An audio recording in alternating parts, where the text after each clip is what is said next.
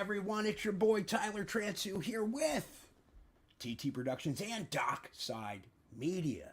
That's right, the dopest documentary production company this side of the Milky Way. Dig it, dug it, dagnabbit, let's go. Check it.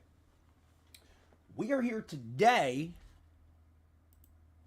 with the first public hearing, congressional hearing, in 50 years.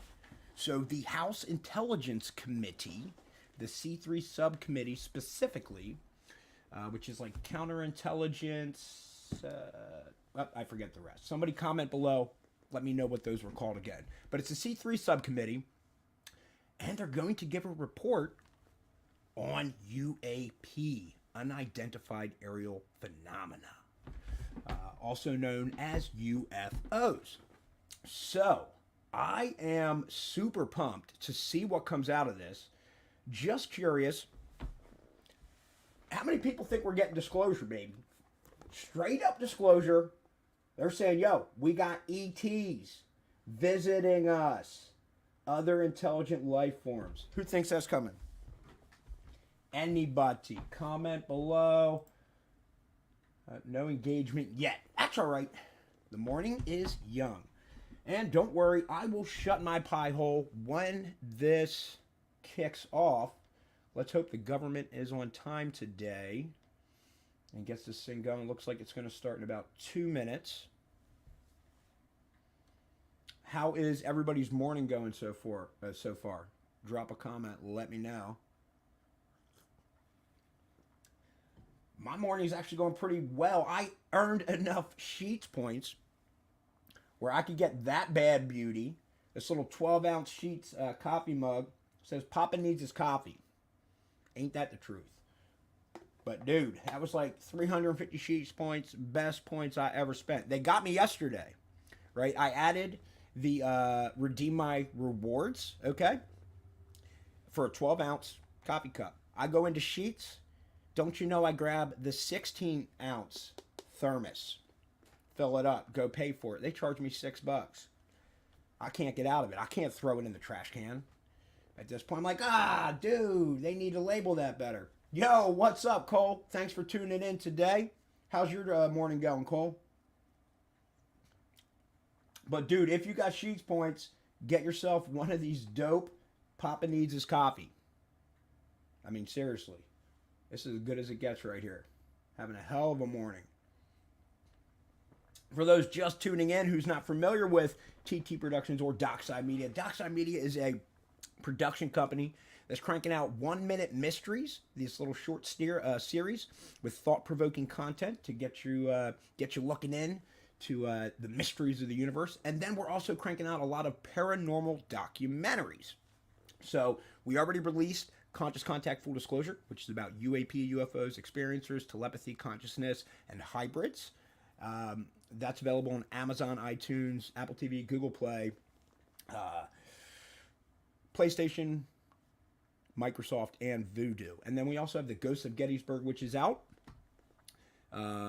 which is a fascinating film filled with spirits, seances. We did a camp out on haunted grounds, interviewed a lot of people. Really sick film. And then we also have Secrets of the Sasquatch, which is coming out July 5th. And then we're finishing our latest doc, In Plain Sight, the Intelligence Community and UFOs, which is par for the course with what we've got going on here today. I actually applied for press credentials and got vetted. I was hoping to be in person at this open hearing, but the knuckleheads got back to me and said, because we were doing this for entertainment purposes and not like news reporting, they denied my request. Those buttheads. But they're like, oh, you can ask the Intelligence Committee directly. And I'm like, well, dude, I got less than 24 hours to ask them. You really think they're going to give me an answer here? Come on. But it is all good. Cole, ready for this hearing? You think anything reliable will come from this? Here's what's up, man. I guess the goal, they're saying, is to help destigmatize the reporting of UFOs and UAP. So I am hopeful that yeah, we get some good questions, hopefully some straightforward answers, and I'm hoping that we get a lot more pilots and so forth coming forward with their experiences and what they've seen and what their instrumentation showed, etc., etc. And come on, guys, kick this off. What's going on, House? We're running live, right? Yep, says live. Audio's on. I guess we'll turn off the closed captioning.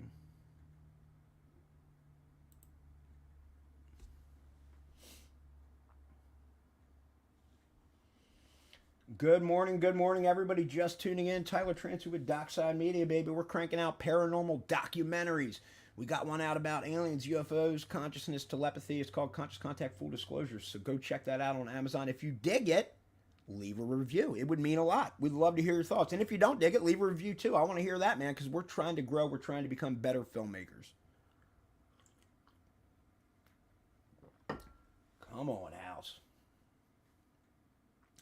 Yo, so somebody comment in this chat here. What do you guys think we're going to get out of this today?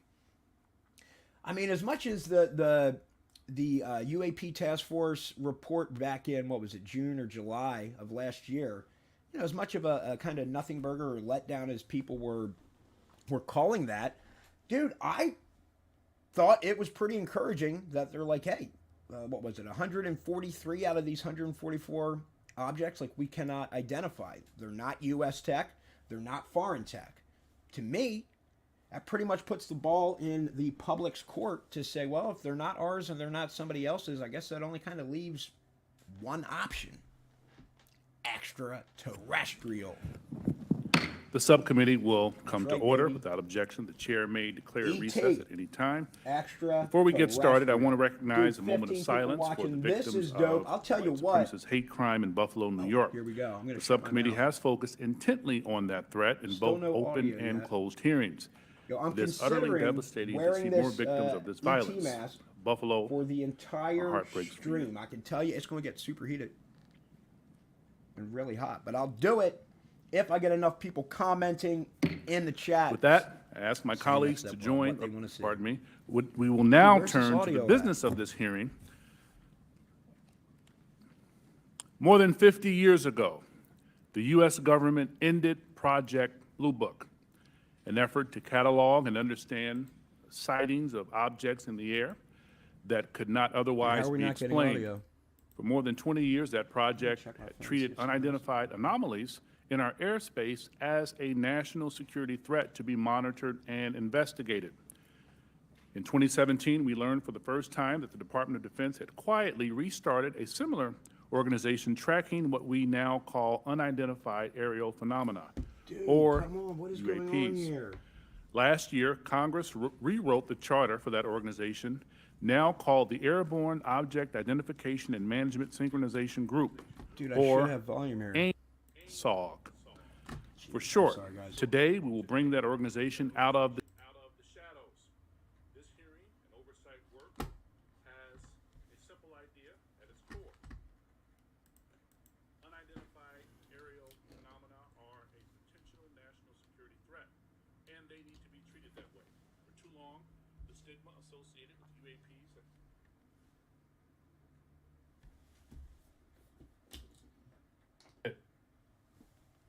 relegated the issue to the back room or swept it under the rug entirely, fearful of a skeptical national security community. Today,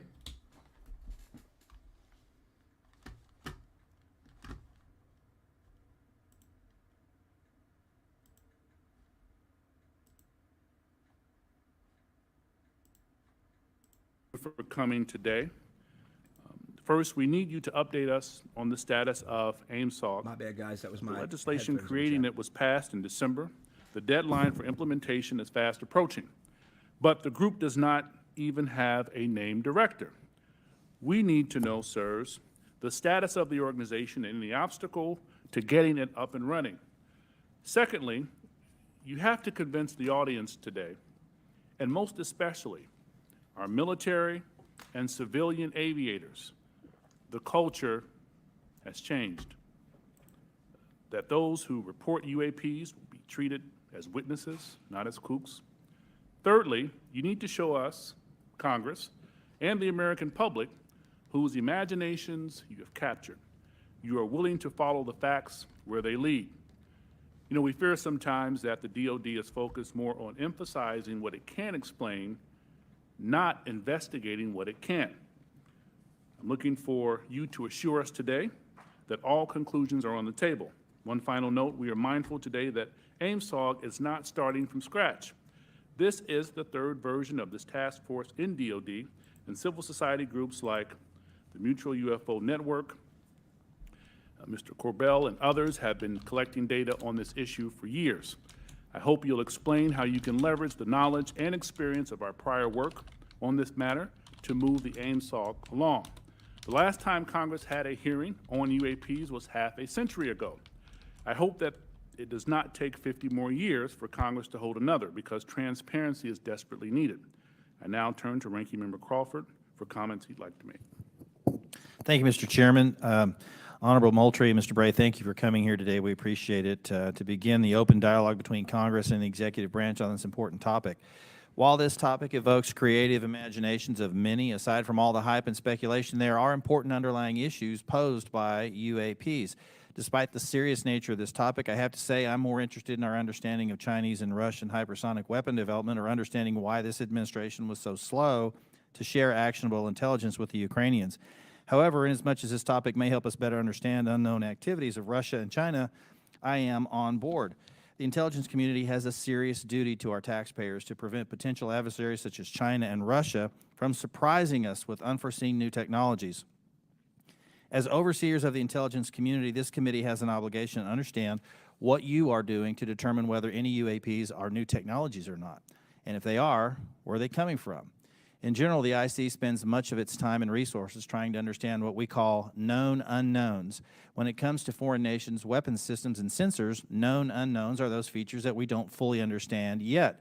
The challenge associated with UAP is that they are completely unknown and require a more expansive collection and analysis effort. The intelligence community must balance addressing known threats to our national security with preventing technical surprise. We must continue to follow the facts where they lead us and ensure that there are no technical surprises. The IC must take it seriously when there are credible observations of phenomena that seem to perform in ways that could pose a threat to safe flight operations, or that could be signs of a foreign adversary's attempt to develop a strategic technological surprise against the United States. It's also essential that our pilots and others feel they can report UAPs they observe without any stigma for doing so. This is the open, unclassified portion of our hearing. We'll have a closed, classified part later. It's important for the public to know that the classification of information exists to protect national security, not to try to hide the truth. When we're trying to determine if any UAPs are new technologies being developed by foreign governments, we are inevitably going to run into classified information about what new systems and technologies we do know are in the works here or abroad. But where information does not risk national security, it should be shared with our allies and the public when feasible. I hope that we can have your assurance to this end today. It's my hope that the intelligence community will continue to try to determine the nature of UAPs we've observed, and will keep Congress fully apprised of all developments. I look forward to this hearing and continued dialogue and oversight with the intelligence community on this topic. And with that, I yield back. Gentleman yields back, and now I will turn to our distinguished chairman, Adam Schiff, for any comments he wishes to make. Thank you, Chairman Carson, for holding this open hearing on unidentified aerial phenomenon and for your leadership on this issue. Holding a portion of our discussion today in open session is critical to the cause of transparency and openness, which was Congress's intent in authorizing and funding this new task force. The larger effort that is being undertaken to study and characterize UAP reports is an important step towards understanding these phenomenon, what we know and don't know. And I look forward to hearing more during both the open session and the closed setting about how DOD and the IC are undertaking that task. UAP reports have been around for decades, and yet we haven't had an orderly way for them to be reported without stigma and to be investigated. That needs to change. UAP reports need to be understood as a national security matter, and that message needs to go out across DOD, the IC, and the whole of the U.S. government. When we spot something we don't understand or can't identify in our airspace, it's the job of those we entrust with our national security to investigate and to report back. That is why it's important that we hold this open hearing for the public to hear directly from the Department of Defense on the steps it's taking to track, analyze, and transparently communicate the work that is being done on this issue. It is also the responsibility of our government and this panel to share as much as we can with the American people, since excessive secrecy only breeds distrust and speculation. I look forward to hearing how the UAP Task Force is being stood up, what challenges they still face, and how this committee can make sure the task force is able to shed light on one of the world's most enduring mysteries. I thank you gentlemen for your work, and be very interested to hear what you have to say. To me, among the most fascinating questions are these phenomena that we can measure. That is, instruments report there is something there. It is not the human eye confusing objects in the sky. There is something there, measurable by multiple instruments, and yet it seems to move in directions that are inconsistent with what we know of physics or science more broadly. And that to me poses questions of tremendous interest and as well as potential national security significance. So we look forward to hearing what you're able to report to us today in open session, and I want to thank Chairman Carson again for his extraordinary leadership on this issue, and I yield back. Chairman yields back. Thank you. With that, we will start our hearing. Under Secretary Moultrie, the floor is yours, sir. Thank you. Chairman Schiff, Committee Chairman Carson, Ranking Member Crawford, distinguished members of the subcommittee, it's a privilege to be here with you today to address your questions regarding unidentified aerial phenomenon, or UAP. I'm pleased to be joined by Mr. Scott Bray, the Deputy Director of Naval Intelligence, who will speak to the Navy's Unidentified Aerial Phenomenon Task Force, which laid the foundation for the efforts we will discuss today. First, I'd like to thank Congress for supporting the Department's UAP efforts. The NDAA for fiscal year 2022 has helped us to establish a dedicated office to oversee processes and procedures for the timely collection, processing, analysis, and reporting of UAP-related data. What are UAP? Put simply, UAP are airborne objects that, when encountered, cannot be immediately identified.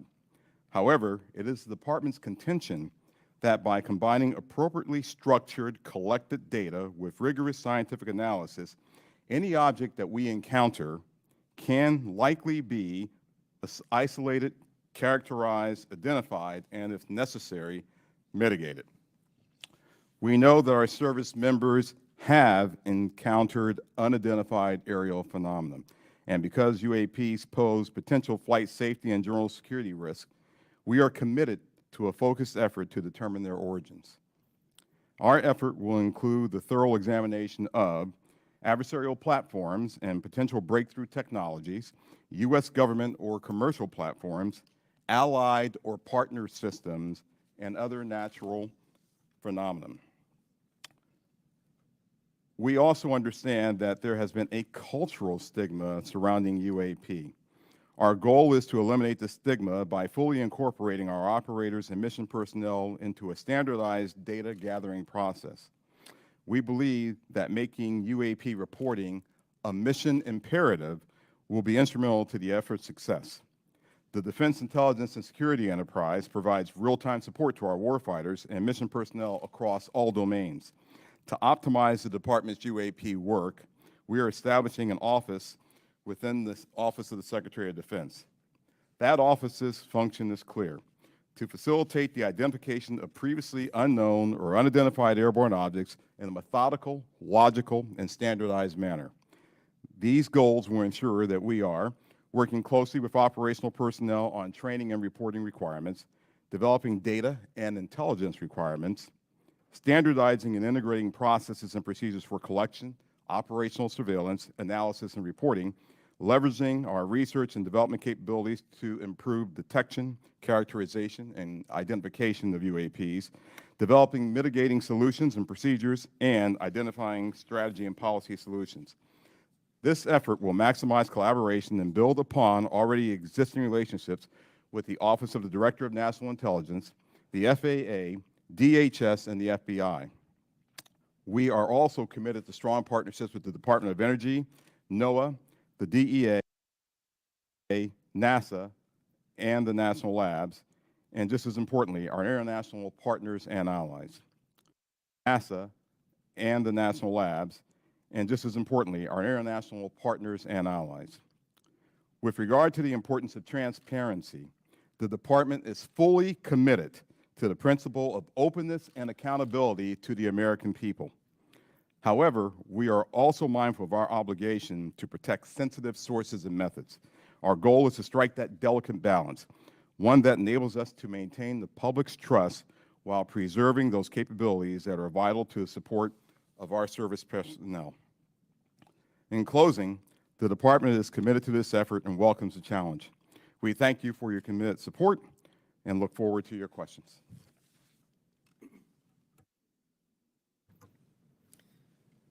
Chairman Schiff, Chairman Carson, Ranking Member Crawford, and committee members, thank you very much for the opportunity to be here today to highlight the ongoing work of the Department of Defense regarding unidentified aerial phenomena. Since the early 2000s, we have seen an increasing number of unauthorized and or unidentified aircraft or objects in military-controlled training areas and training ranges and other designated airspace. Reports of sightings are frequent and continuing.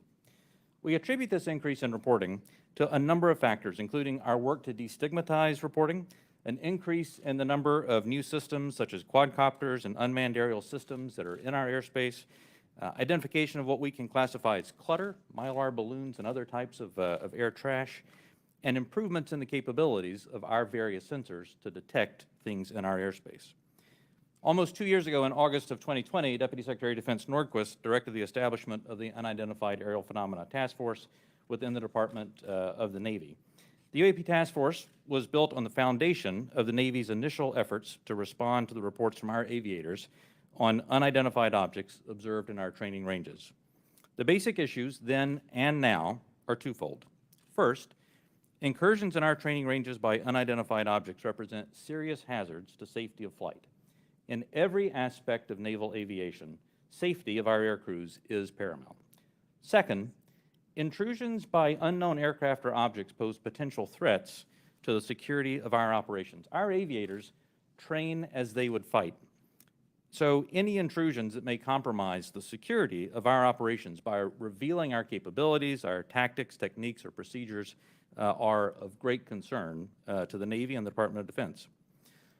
From the very beginning, we took these reports very seriously. We instituted a data-driven approach to the investigations where we could collect as much data as possible and use all available resources to analyze and make informed decisions on the best ways to address our findings. Our main objective was to transition UAP efforts from an anecdotal or narrative-based approach to a rigorous science and technology engineering-focused study. This data-driven approach requires input from a wide variety of sources. In the early stages, the task force worked to standardize the reporting mechanisms and processes to make it as easy as possible for personnel to report any engagement so that we were getting that wide range of reporting that we needed. We also spent considerable efforts engaging directly with our naval aviators and building relationships to help destigmatize the act of reporting sightings or encounters. And we worked with naval aviation leadership to provide additional equipment to record any encounter. Navy and Air Force crews now have step-by-step procedures for reporting on a UAP on their knee board in the cockpit and in their post-flight debrief procedures. The direct result of those efforts has been increased reporting with increased opportunities to focus a number of sensors on any objects. The message is now clear. If you see something, you need to report it. And the message has been received. In fact, recently, I received a call from a senior naval aviator with over 2,000 flight hours. He called me personally from the flight line after landing to talk about an encounter that he had just experienced. Those were just the initial steps. We also made a concerted effort to assemble subject matter experts from across the Department of Defense and the intelligence community and other U.S. government agencies and departments. We forged partnerships with the research, development, and acquisition communities, with industry partners, and with academic research labs, and we brought many allies and international partners into our discussions on UAP. Additionally, subject matter experts from a wide variety of fields, including physics, optics, metallurgy, meteorology, just to name a few, have been brought in to expand our understanding in areas where we may not have organic expertise. In short, we've endeavored to bring an all-hands-on-deck approach to better understand this phenomena. So what have we learned so far? Any given observation may be fleeting or longer. It may be recorded or not. It may be observable by one or multiple assets. In short, there's rarely an easy answer. For example, let me share with you the first video that we have here today, which shows an observation in real time.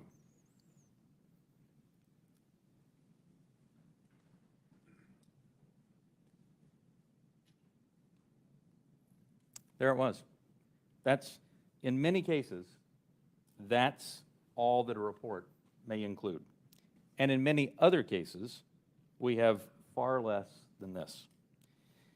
As we detailed in both the unclassified and classified versions of the preliminary assessment released by the Office of the Director of National Intelligence last June, this often limited amount of high-quality data and reporting hampers our ability to draw firm conclusions about the nature or intent of UAP.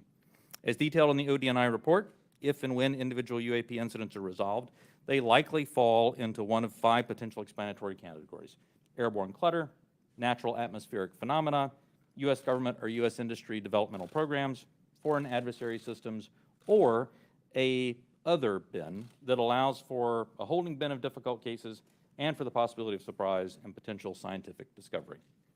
We stand by those initial results. Since the release of that preliminary report, UAP Task Force database has now grown to contain approximately 400 reports. The stigma has been reduced.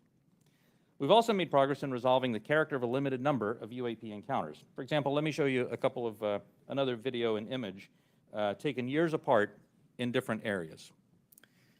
In this video, U.S. Navy personnel recorded what appears to be triangles, some flashing, recorded several years ago, off the coast of the United States. This was recorded while the U.S. Navy ship observed a number of small unmanned aerial systems in the area. And importantly, the video was taken through night vision goggles with a single lens reflex camera. These remained unresolved for several years.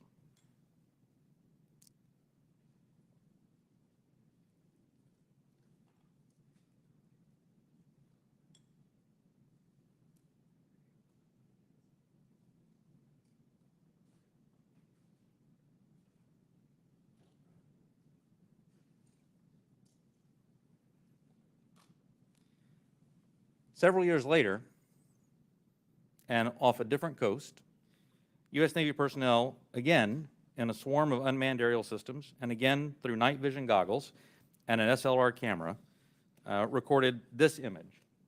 But this time, other U.S. Navy assets also observed unmanned aerial systems nearby. And we're now reasonably confident that these triangles correlate to unmanned aerial systems in the area. The triangular appearance is a result of light passing through the night vision goggles and then being recorded by an SLR camera. I don't mean to suggest that everything that we observe is identifiable, but this is a great example of how it takes considerable effort to understand what we're seeing in the examples that we are able to collect. In this example, we accumulated sufficient data from 2 similar encounters from 2 different time periods in 2 different geographic areas to help us draw these conclusions. That's not always the case, though. We recognize that that can be unsatisfying or insufficient in the eyes of many. This is a popular topic in our nation, with various theories as to what these objects may be and where they originate. By nature, we are all curious and we seek to understand the unknown. And as a lifelong intelligence professional, I'm impatient. I want immediate explanations for this as much as anyone else. However, understanding can take significant time and effort. It's why we've endeavored to concentrate on this data-driven process to derive fact-based results. And given the nature of our business, national defense, we've had to sometimes be less forthcoming with information in open forums than many would hope. If UAP do indeed represent a potential threat to our security, then the capabilities, systems, processes, and sources we use to observe, record, study, or analyze these phenomena need to be classified at appropriate levels. We do not want potential adversaries to know exactly what we're able to see or understand, or how we come to the conclusions we make. Therefore, public disclosures must be carefully considered on a case-by-case basis. So what's next? We're concentrating on a seamless transition to the new organization. And future analysis of complicated issues of UAP issues will greatly benefit from the infrastructure, the process, and the procedures that we've developed to date. I'm confident that the task force, under Navy leadership, has forged a path forward that will allow us to anchor assessments in science and engineering via anecdotal evidence. We remain committed to that goal, as I know the USDI organization does as well. So thank you very much for your interest and continuing support for the UAP Task Force. The team's made a lot of progress, but we really are just establishing the foundation for the more detailed analysis that's yet to be done. And with your continued support, we can sustain that momentum necessary to produce data-centric analysis and understanding of the phenomena. I look forward to your questions. Thank you. Thank you, Mr. Bray. This is the third version of this task force, and to be frank, one of Congress's concerns is that the executive branch and administration, both parties, has been sweeping concerns about UAPs under the rug by focusing on events that can be explained and avoiding events that cannot be explained. What can you say to give the American people confidence that you aren't just focusing our attention on low-hanging fruit with easy explanations? Congressman, I'll start, and then Mr. Bray, please feel free to weigh in.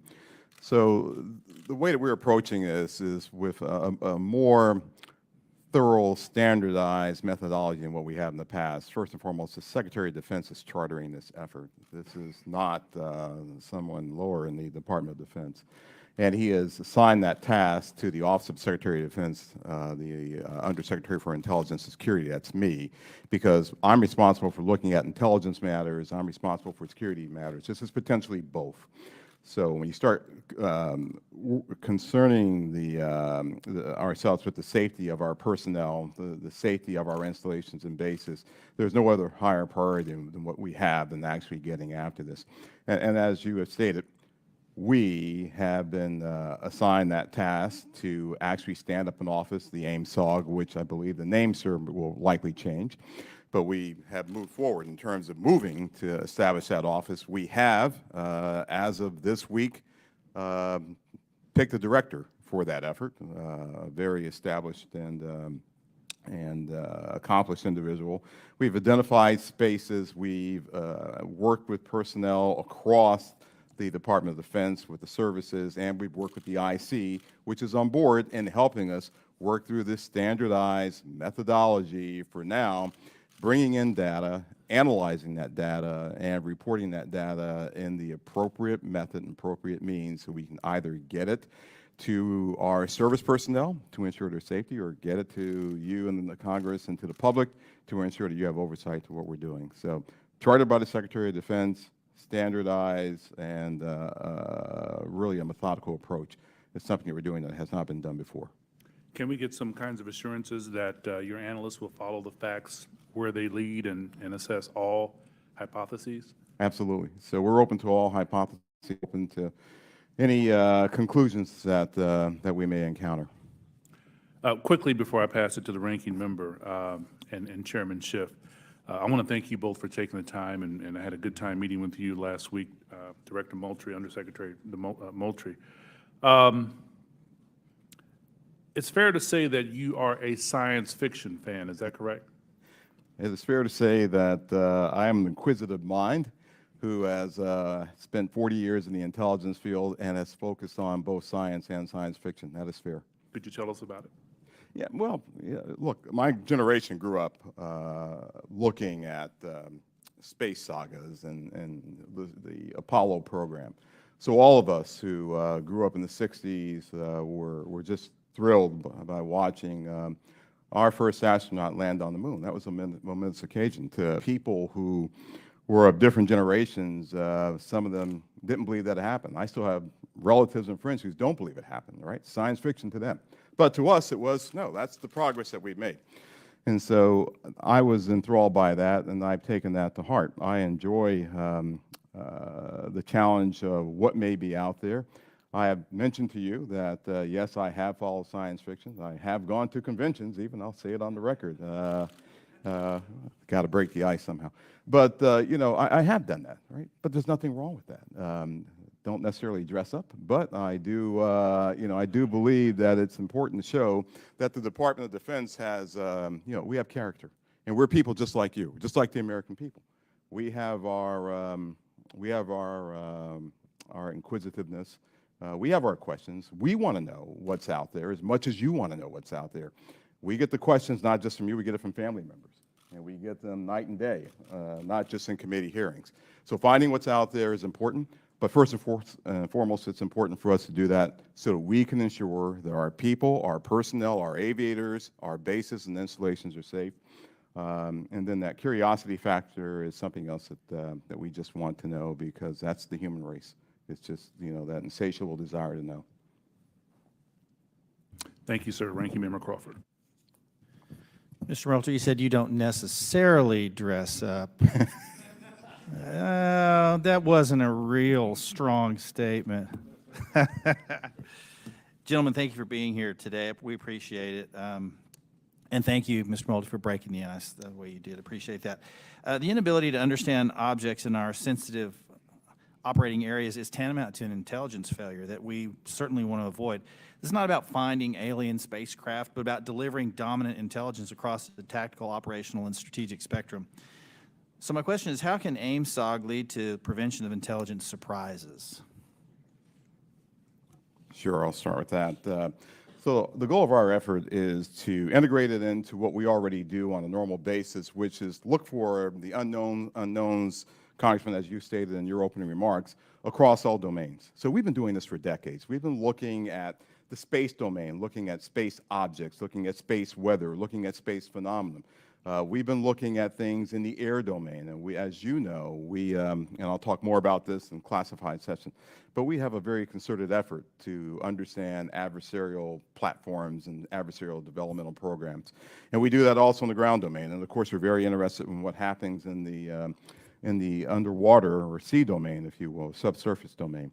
So if there are objects that our aviators or air crews are encountering in this air domain, and their sensors are discovering or detecting some of these objects, we want to just bring that in to the normal process that we have for identifying unknown unknowns. We want to make sure we have the intelligence requirements that allow us not only to look at that event from the time that it occurs forward, but maybe retrospectively, we want to go back and see if we can get to the left of that event to say, was there some developmental program that we, to get to your technical surprise issue, sir, that we should have known about? And if so, how do we put that intelligence requirement in place to ensure that we are following an adversarial development or any other development that may be out there?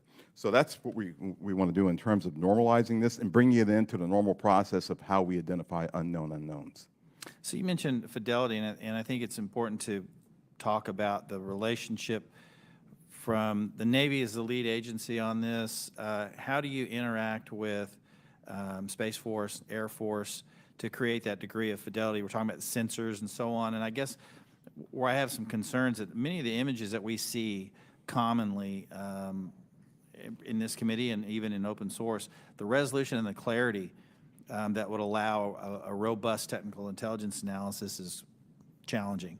So is AIMSOG prepared to address the quality and quantity of data collected on UAP to advance intelligence collection? And do you have the adequate sensors you need to collect that high-quality data? One of the lines of effort that we have is looking at our sensor capabilities and to understand whether or not, as the video showed that Mr. Bray displayed, sometimes it's very fleeting data that we have on some of these objects. And we want to make sure that, one, our systems are calibrated to actually be able to collect on the objects. You know, our sensors today they're calibrated for specific things. We want to make sure they're calibrated for things of this nature, things of this size, things of this velocity, if I can use that term.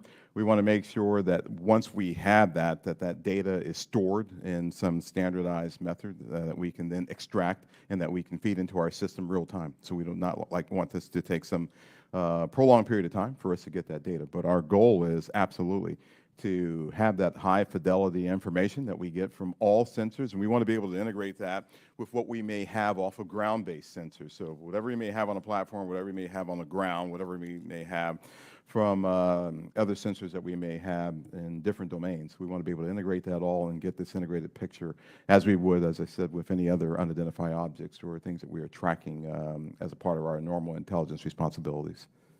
Thank you. Last question, Mr. Bray, if you would.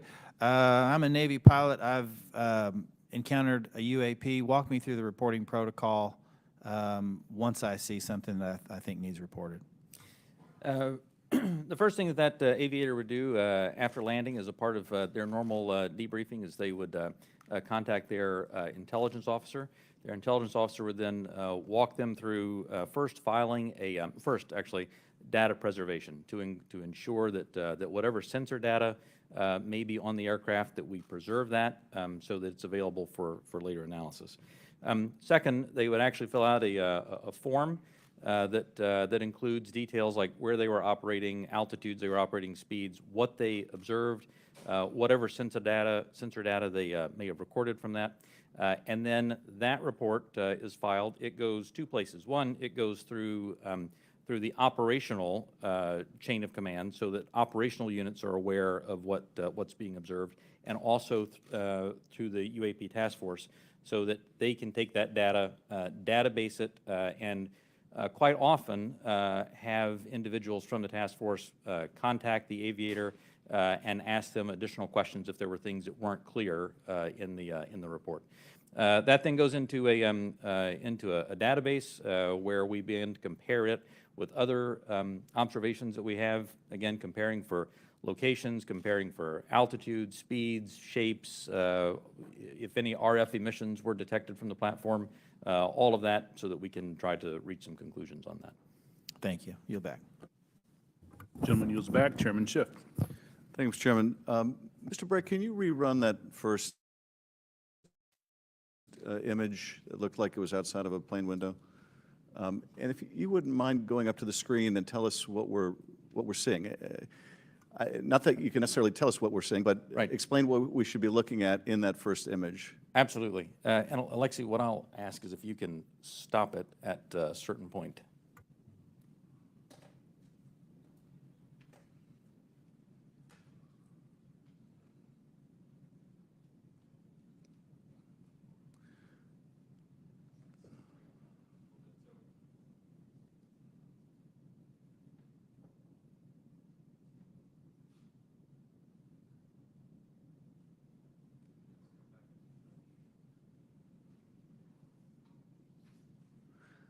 And are we looking outside of a civilian aircraft window? Is that what we're looking at? You're looking outside a U.S. Navy F-18. Okay.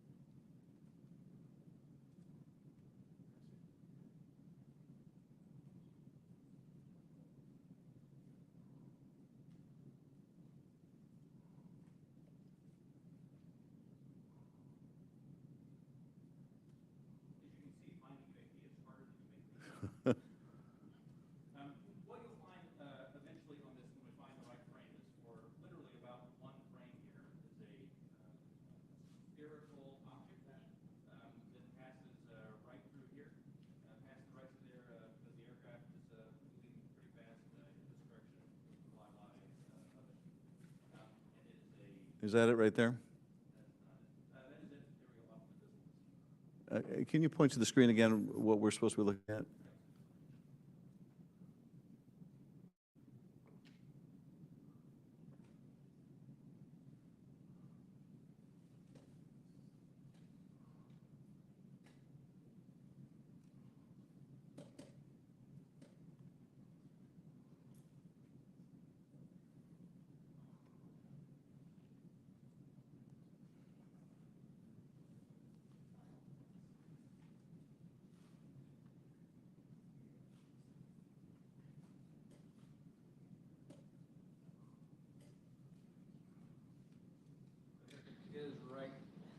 Okay, if you could stop that frame. That's not the one. That's not the one.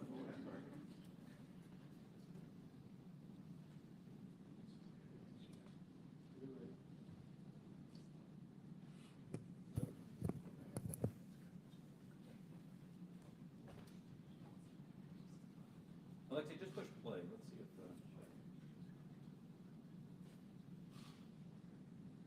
Here's what you'll see coming up right here is there it went. Now back up just a spherical object right here. It zooms by the window right in this area right there. There we go. Could you see that part right there again going by? I think we're having a hard time stopping it in the right spot.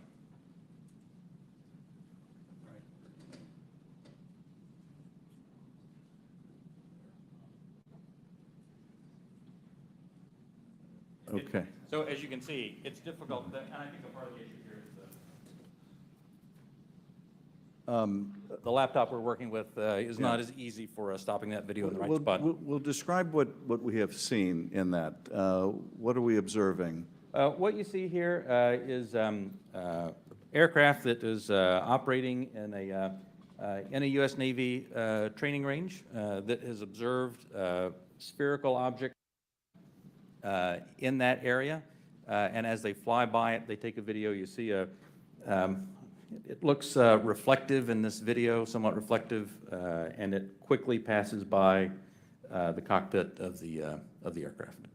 And is this one of the phenomena that we can't explain? I do not have an explanation for what this specific object is. And is this one of the situations where it is, that's the object that we're looking at right there? Thank you. And is this a situation where it was observed by the pilot and it was also recorded by the aircraft's instruments? We'll talk about the multi-sensor part in a later session. But in this case, we have at least that. In the Director of National Intelligence 2021 unclassified report, the ODNI reported 144 UAPs between 2004 and 2021, 80% of which were recorded on multiple instruments. And I take it, with respect to some of those, you had the pilot seeing that was observed by, and you had multiple instruments recorded. So you really have three sensors, the human sensor and two technical sensors detecting the object, is that? For the majority of incidents that we had in the last year's report, the majority had multi-sensor data. When I talk about the 400 reports that we have now, that number will certainly go down because a lot of those new reports that we have are actually historic reports that are narrative-based. So that percentage will go down just as a factor of the fact that the destigmatization has resulted in more narrative reports. And that's the object we're looking at right there now, right? That's it right there. Okay. Last year's report also said that of those 144, 18 of them reportedly appeared to exhibit unusual flight characteristics, appear to demonstrate advanced technology, and some of them appeared to remain stationary in winds aloft, move against the wind, maneuver abruptly, or move at considerable speed without discernible means of propulsion. That's pretty intriguing. And if you're able to answer this in this setting, are we aware of any foreign adversary capable of moving objects without any discernible means of propulsion? I think I would, without discernible means of propulsion, I would say that we're not aware of any adversary that can move an object without discernible means of propulsion. The question then becomes, in many of these cases where we don't have a discernible mean of propulsion in the data that we have, in some cases, there is likely sensor artifacts that may be hiding some of that. There's certainly some degree of something that looks like signature management that we have seen from some of these UAP, but I would caution, I would simply say that there are a number of events in which we do not have an explanation, in which, and there are a small handful in which there are flight characteristics or signature management that we can't explain with the data that we have. We'll continue, those are obviously the ones that are of most interest to us. Earlier when we asked about how you avoid technological surprise, the biggest way you avoid technological surprise is by collecting this type of data and by importantly calibrating the assumptions that you go into with how you do that analysis. I'll tell you, within the UAP Task Force, we have one basic assumption, and that is that generally speaking, our sensors operate as designed. And we make that assumption because many times these are multi-sensor collections. We make no assumptions about the origin of this or that there may or may not be some sort of technology that we don't understand. That's, I think, the key to avoiding technological surprises by calibrating those assumptions. And finally, with respect to the second two videos showing the small triangles, the hypothesis is that those are commercial drones that, because of the use of night vision goggles, appear like triangles. Is that the operating assessment? Some type of drone, some type of unmanned aerial system, and it is simply that light source resolves itself through the night vision goggles onto the SLR camera as a triangle. And have we, in order to prove that hypothesis, flown a drone and observed it with that same technology to see whether we can reproduce the effect? The UAP Task Force is aware of studies that have done that. Okay. Thank you, Mr. Chairman. I yield back. Gentleman yields back. Dr. Winstrup.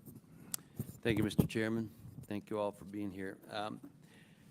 My first question is, through this process where there's been sightings, have the sightings been stationary or have they always been sighted from a moving object, from a plane or a ship that may be moving?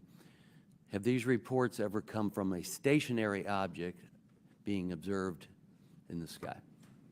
The UAP Task Force does have reports from stationary, reports from a stationary observer.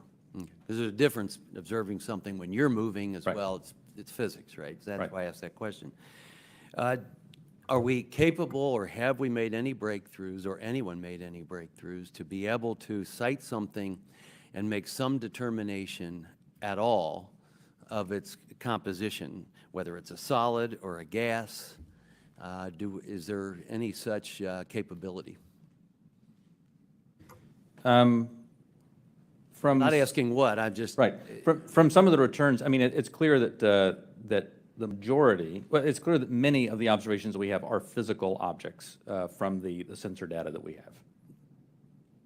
Well, gas is physical, is a physical object. It can be, and so, and you see where I'm going with this. I'm trying to determine what it is we're looking at. So if we can decide if something is a solid or a gas, and if there have been any conclusion on its capabilities, like its capabilities of movement, of turning, going, 180 degrees or 90-degree turn, anything along that line that we've been able to determine. Within the, and again, I should point out that, that there is not a single explanation for UAP. There are a lot of different things that are unidentified aerial phenomena. Basically, we really don't know much on that. That's all I'm trying to get at. And I'm pleased that you have protocol right now for our military, but are there any non-military reports coming forward of similar events, or is it all coming from military? The UAP Task Force has a very good working relationship with the FAA. They have very good working relationship with other parts of the U.S. government so that we can ingest reports from Do we have from any those sources. reports non-military? Yes. Thank you. That's my question. And do we need to put out protocol for civilians that may be in that arena, like through FAA? Do you think that would be appropriate and helpful? I think standardized reporting, without a doubt, is key to helping us get to ascertain what some of these are. I think it would be important as well. There are other people besides the U.S. that have had these experiences and reported them? Is that correct? There are, that's correct. Is it all of our allies, or is it allies and adversaries? What have we learned publicly? So some of that, I think, sir, we'll save for closed session. Well, that goes to my next question. Publicly, have others made anything which would not have to be considered closed? I don't want you to answer what they've said necessarily. Allies have seen these. China has established its own version of a UAP task force, so clearly a number of countries have observations of things in the airspace that they can't identify. And do we share data with some, with all? Are they sharing with us? We share data with some, and some share data with us. But not necessarily all that have publicly reported something? That's correct. Okay. And I think that's an important thing, and for the other session, actually, that we don't discuss that now. Because, you know, obviously, something like this can be a national security challenge for us, no doubt about it. If they're developed by an adversary through some breakthrough technology, they can be very disruptive to our military actions, or at least serve as a distraction. So my caution would be careful who we share our data with, and don't necessarily trust some of the data we may get from someone else. And with that, I yield back. Gentleman yields back. Mr. Himes. Thank you, Mr. Chairman. One of the objectives of this open hearing is to try to erode some of the stigma that attaches to, in particular, our military men and women reporting this. It's obviously really very serious because should one of our adversaries have developed a technology that we don't know about it, we need to know about it yesterday. And obviously, any sort of stigma that prevents our military from reporting this data as comprehensively as possible is a national security threat. So I really just have two questions in the service of that goal.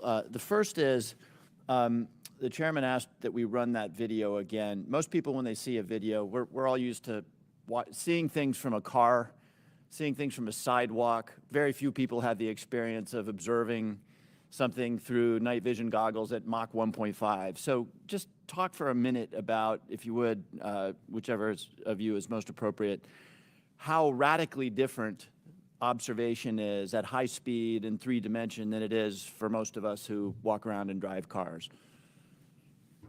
So the first thing I think that's important to note about this is there are lots of things when you are moving very fast and an object is between you and a stationary reference point like the ground, it gives a lot of different impressions about how quickly something is or isn't moving. And it actually means that it is a challenge, especially with narrative-based data, to get a lot of information on that. That's why the sensor data is so important, because things do happen very quickly, as you see there. And sometimes things that happen very quickly, something may be moving very slow. That aircraft is moving quite fast. How fast that object is moving that goes by is probably very slow. So I guess my point is that an observation, either a visual observation or a electronic observation, infrared or whatever, looks radically different than it does to most people. Even instruments are on gimbals and that sort of thing, so that creates a very unusual view to, again, those of us who are used to seeing things in 2 dimensions largely. And second question, I think, Mr. Bray, you said something that I want to unpack a little bit. A number of these UAPs, you said, we can't explain. Again, in the service of sort of reducing speculation and conspiracy theories, we can't explain can range from a visual observation that was distant on a foggy night, we don't know what it is, to we've found an organic material that we can't identify, right? Those are radically different worlds. So when you say we can't explain, give the public a little bit better sense of where on that spectrum of we can't explain we are. Are we holding materials, organic or inorganic, that we don't know about? Are we, picking up emanations that are something other than light or infrared that could be deemed to be communications? Give us a sense for what you mean when you say we can't explain. Sure. When I say we can't explain, I mean exactly as you described there, that there is a lot of information, like the video that we showed, in which there's simply too little data to create a reasonable explanation. There are a small handful of cases in which we have more data that our analysis simply hasn't been able to fully pull together a picture of what happened. And those are the cases where we talk about where we see some indications of flight characteristics or signature management that are not what we had expected.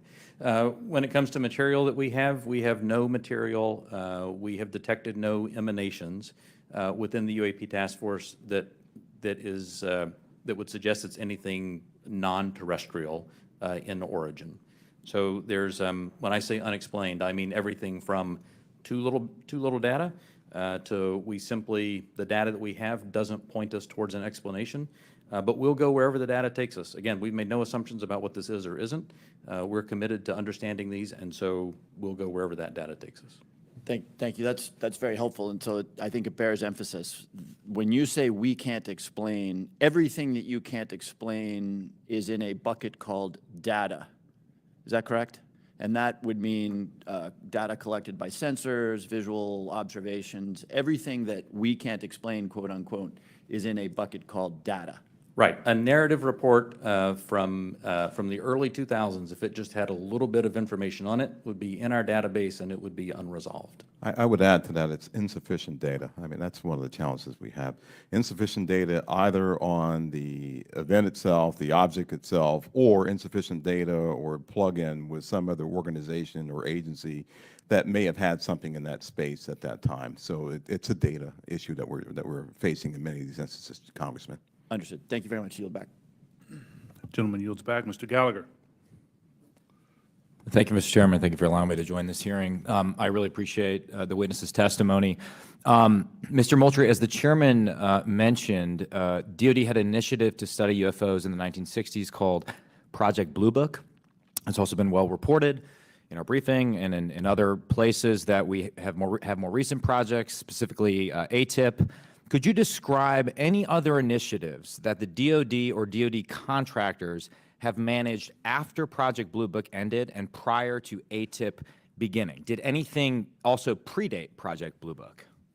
So I can't speak to what may have predated Project Blue Book. I mean, of course, there's Roswell and all these other things that people have talked about over the years. I'm familiar with Blue Book. I'm familiar with ATIP. I haven't seen other documented studies that have been done by DoD in that regard. So you're not aware of anything in between Project Blue Book and ATIP? I'm not aware of anything that's official that was done in between those two. Okay. Hasn't been brought to my attention. Okay.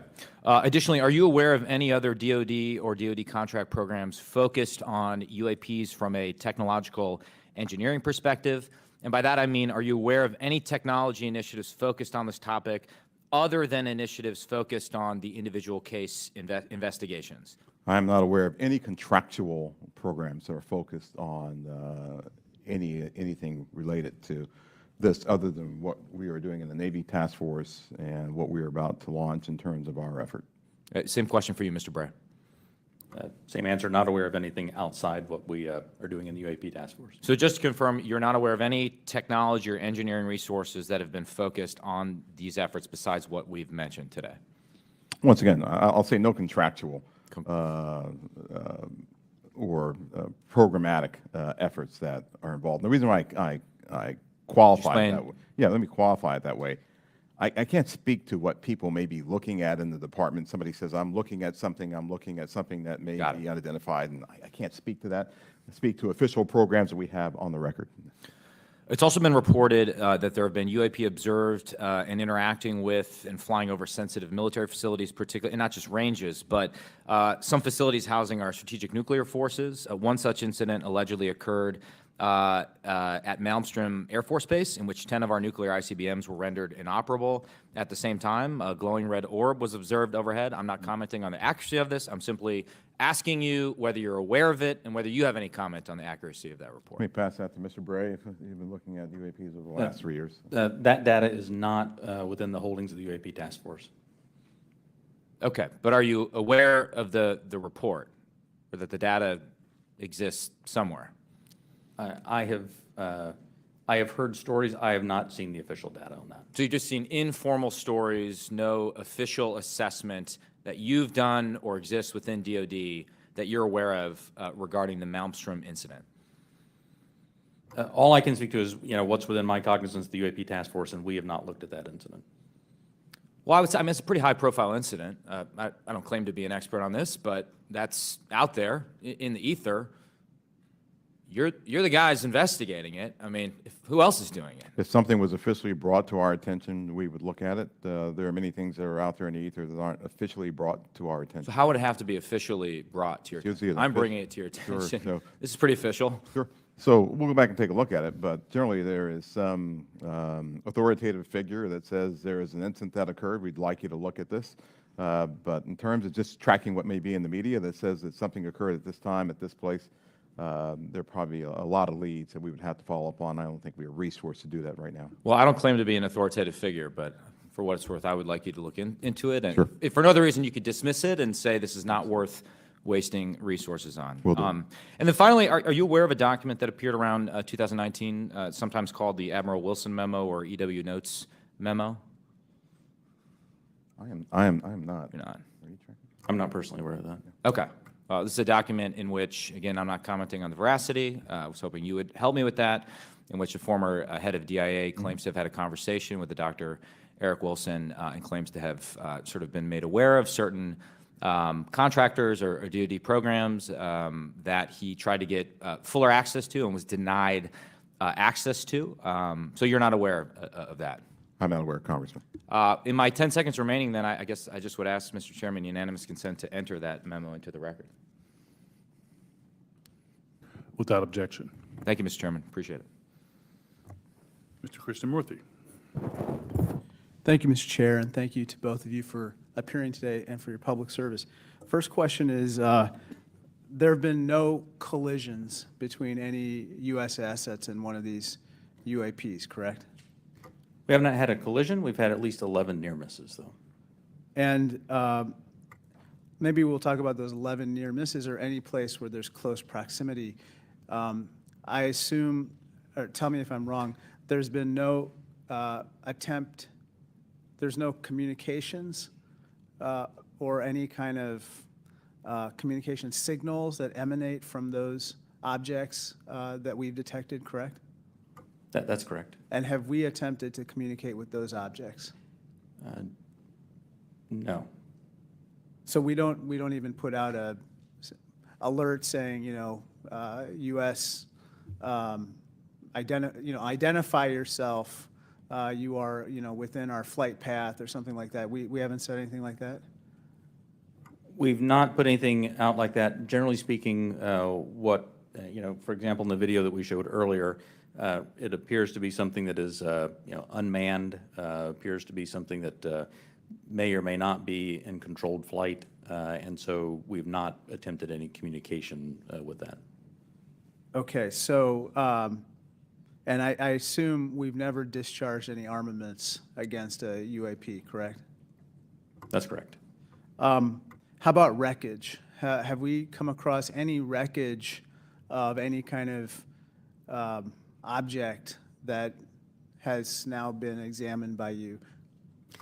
The UAP Task Force doesn't have any wreckage that isn't explainable, that isn't consistent with being of terrestrial origin. Do we have any sensors underwater to detect on submerged UAPs, anything that is in the ocean or in the seas? So I think that would be more appropriately addressed in closed session, sir. Okay. I think one of the biggest questions that I have is, we say with a lot of probability, we say that, quote unquote, probably do represent physical objects, close quote. When we say probably, is that because we cannot conclusively say that they are physical objects? In the task force report, when I say probably represent physical objects, most of them represent physical objects. There could be some that are more of a meteorological phenomena, something like that, that may not be a physical object in the sense that most people think of something you could go up and touch. But the ones where you say most of them represent physical objects, you say that they are definitely, like with 100% certainty, that they are physical objects? I can say with certainty that a number of these are physical objects. Okay, so there, we can't rule out that some of them may not be physical objects. So, some certainly could be a sensor anomaly or something like that. Some could be. Now, how about with regard to UAPs? We've talked about UAPs on training areas, but obviously there's some sensor bias. I would think we put sensors in training areas. How about with regard to non-training areas? Do we track what's in open source and what civilians and others have tracked, and have we found similarities to what they've observed in terms of UAPs in non-training areas to the ones that are in training areas? The UAP Task Force has worked very hard to make sure the data set that we're working with is a data set that we have very good control over that data. So we have some partnerships with FAA so that we get some of that, so we get that reporting in. But if it comes to just, open source reports or someone says that, generally does not make it into our database. So basically, it sounds like we have a good partnership with FAA, but apart from FAA, we don't have partnerships with other agencies or other entities that might be tracking so that we could enlarge our data set to make comparisons. So we will. So that's the goal of this next effort, will be to expand that relationship with the rest of government and the interagency, so we can understand what they're seeing, what we're seeing. We can correlate on each other's holdings. Because I hopefully think, resolve this. sorry to interrupt, but I think that we might have a bias right now going on with regard to just reporting on UAPs being in training areas when we don't really track what's happening elsewhere. Last question, have our encounters with UAPs altered the development of either our offensive or defensive capabilities, or even our sensor capabilities? We'd save that for the closed session. Okay, great, thank you. Mr. LaHood. Thank you, Mr. Chairman, and want to thank the witnesses for being here today. Obviously, this topic of UAPs has attracted a lot of interest. Curious about this hearing today. As we talk about, and I would say there's a lot of what I would call amateur interests that are involved in the UAP field.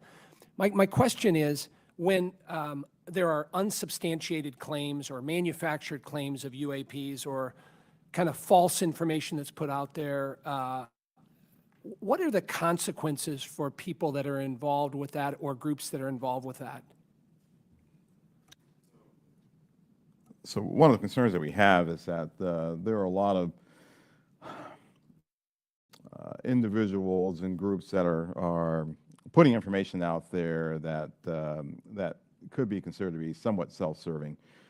We're trying to do what's in the best interest of, one, the Department of Defense, and then two, what's in the best interest of the public, to ensure that we can put factual-based information back into the mainstream and back into the bloodstream of the reporting media that we have, so people understand what's there.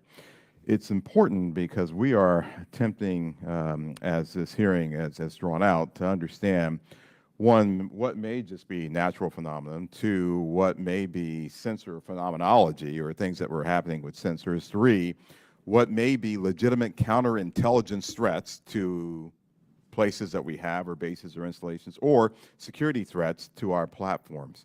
And anything that diverts us off of what we have with the resources that have been allocated to us, send us off in these spurious chases and hunts that are just not helpful. And they also they also contribute to the undermining of the confidence that the Congress and the American people have that we are trying to get to the root cause of what's happening here, report on that, and then feed that back into our national security apparatus so we are able to protect the American people and our allies. So it is harmful, it is hurtful, but hopefully if we get more information out there, we'll start to lessen the impact of some of those spurious reports. So just taking that a step further, so that misinformation, false narratives, manufactured, so what are the consequences? Are there legal consequences? Are there examples that you can give us where people have been held accountable by this misinformation or disinformation? I can't give you, any examples where somebody's been legally held liable for putting something out there, but Well, I guess what's the deterrent from people engaging in this activity? I don't know. I don't have that answer. That's something that, you know, welcome the dialogue with Congress to talk about that with the members who, you know, help legislate those laws to say what should be the legal ramifications that we could use to potentially hold individuals accountable, whether it be citizens or information that might be injected into our media by other forces or other countries, if you will. And in terms of DOD's and you know, review and analysis in this field, I mean, is there a standard in place when it comes to UAPs? I mean, is there any guidance you look to that's codified in law or otherwise within DOD that kind of sets out the standards for UAPs and what to look for? I think that's part of what the group that we're standing up now will be chartered to do. We're actually, from my organization, we'll be looking at policy and standards that we have to come to you and work with you to actually put in place and promulgate across our government. Thank you. I yield back. Gentleman yields back. Mr. Welch. Thank you. I'm going to follow on the line of questions from Mr. LaHood. Gentlemen, what seems incredibly difficult for you is that there's two almost competing but different narratives. One is no one knows whether there's extraterrestrial life. It's a big universe, and it would be pretty presumptuous to have a hard and fast conclusion. And then if there is, it's not beyond the realm of possibility that there is some exploration coming here. And that underlies a lot of the reports you get. I think Mr. LaHood was asking about that. People think there must be extraterrestrial life, and it's not at all beyond the pale that there would be a visit here. On the other hand, as the DOD, you have the responsibility to make sure that our national security is protected, and that if there are surveillance drones or active drones that can disable our systems, that has to be analyzed, has to be stopped. So how do you divide how do you separate your responsibilities where you get all these reports from folks who maybe in good faith, maybe not, believe that you should be investigating every possible report of a extraterrestrial incident? I'll start with you, Mr. Moultrie. Sure, indeed, Congressman, and thank you for the question. It's important that we, as a part of this effort, really build out the relationship that we have with others, including NASA, and for the reasons that you just pointed out. So there are elements in our government that are engaged in looking for life in other places, and they have been doing that for decades. Right? They've been searching for extraterrestrial life. There are astrobiologists who have been doing this too. We're a part of that same government, and so our goal is not to potentially cover up something if we were to find something. It's to understand what may be out there, examine what it may mean for us, if there are any, from a defense perspective, any national security implications or ramifications, but then to work with organizations as appropriate, if it's a weather phenomenology with NOAA, if it's a potential for extraterrestrial life or an indication of extraterrestrial life, with someone like NASA. So the transparency actually is very important. Completely. For public consumption. Completely. But we're going to have a classified briefing, and without going into the details of what kinds of secrets that we can't share here, what is it, what are we protecting? I don't know if you can answer this question in this open forum, but in fact, your perception of what it is we have to, quote, protect. So I think right now what's really important for us to protect is how we know certain things. So there are a lot of things that we know, whether it be about the thinking of other leaders around the world, the weapon systems that are being developed, or how we detect things that may be threats to us. Many of those things are the result of some of our most sensitive sources and methods, and we'll use those things not just for this effort, but those same sources and methods are used to help protect us from adversaries and from others who might mean to do us harm. There aren't separate UAP sensors. There's not a separate UAP processing computer. There's not a separate UAP dissemination chain or whatever. So it's the same process. It's the same system that we have that helps us do all that. We need to protect that because this is something that that we're looking at, but we're sure there are going to be other things that we'll look at in the future that will need those same sensors, we'll need those same sources and methods to help us do. So we're protecting the fact of that this nation has developed capabilities that enable us to know what may be threats to us and to counter those threats before they become something of a national issue. Thank you very much. I want to thank both you, Mr. Bray, and you, Mr. Moultrie, for your appearance today. I yield back. Gentleman yields back.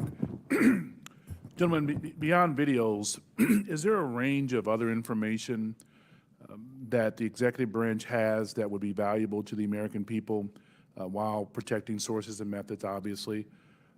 The details of individual encounters, including the time, place, and details of an encounter?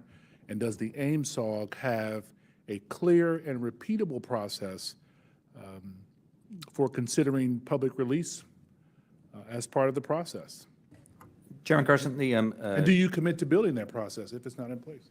The UAP Task Force, the security classification guide that UAP Task Force has been operating under that I approved really was meant to protect those sources and methods and meant to protect any knowledge that an adversary intelligence entity may gain from understanding what we're tracking, how we track it, or when we're tracking it, or if we're not. And so that has been an important piece in the balance between transparency and preserving our warfighting advantage, because the U.S. military does train as it would fight.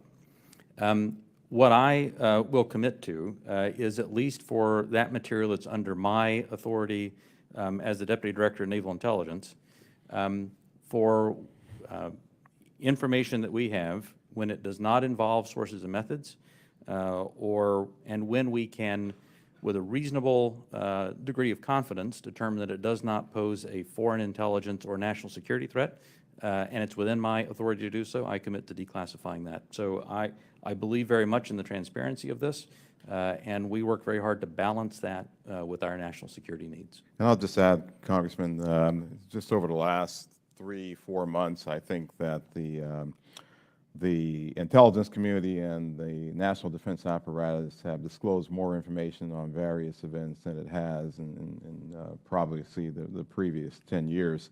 You have our commitment to work closely with the Director of National Intelligence and others in the declassification and downgrading of intel apparatus to ensure that we can get whatever information that we can out to the American people and to the public writ large.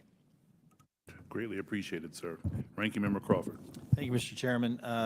Representative Stefanik is en route, I believe, just real quickly, but in the interim, if you'll indulge me, I just have a couple of real small questions. One is, do we have an example? Can you cite a specific example of an object that can't be explained as having been human-made or natural? I mean, the example that I would say that is still unresolved, that I think everyone understands quite well, is the 2004 incident from Nimitz. We have data on that, and it simply remains unresolved. Does not mean it resolves to being something, right, that is easily explainable or obviously it resolves to being something that is difficult to explain. But I can't point to something that definitively was not man-made, but I can point to a number of examples in which remain unresolved. Gotcha. With regard to videos that have appeared in open source channels, for example, the Tic Tac video, does AIMSOG maintain control of videos, and how do you prevent leaks of potentially classified videos or other material? So the AIMSOG, as we establish that organization, we will have a process for classified and compartmented holdings, and we will find a way of getting positive control over those. We have our sensitive access programs and special access programs that allow us to put what we call SAPs around things, and then there's controlled access programs that allow us to put caps around things.